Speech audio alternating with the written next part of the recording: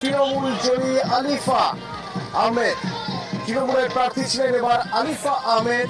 সেই আলিফা আহমেদ জয়ী। মুখ্যমন্ত্রী মমতা বন্দ্যোপাধ্যায় কালীগঞ্জের মানুষদের ধন্যবাদ জানিয়েছেন এবং এই জয়ের প্রধান কারিগর মা মাটি মানুষ বলে সোশ্যাল মিডিয়ায় পোস্ট করেছেন মুখ্যমন্ত্রী।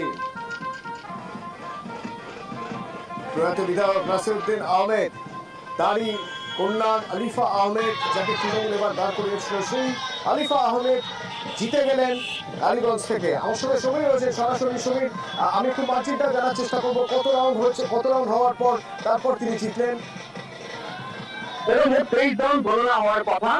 এখনো পর্যন্ত আমরা যেটা জানতে পারছি প্রায় 50,000 ভোটে কিন্তু আলিফা আহমেদ এগিয়ে আছে। তবুও এখনো অফিসিয়ালি ফাইনাল রিপোর্টটা না আসা পর্যন্ত আমরা সম্পূর্ণ সংখ্যাটা বলতে পারছি না। তবে যেটা জানতে পারছি সূত্র মারফত গণনা প্রায় শেষের দিকে এবং প্রায় 50,000 ভোটে এগিয়ে আছে। সুতরাং বলাই যেতে পারে যে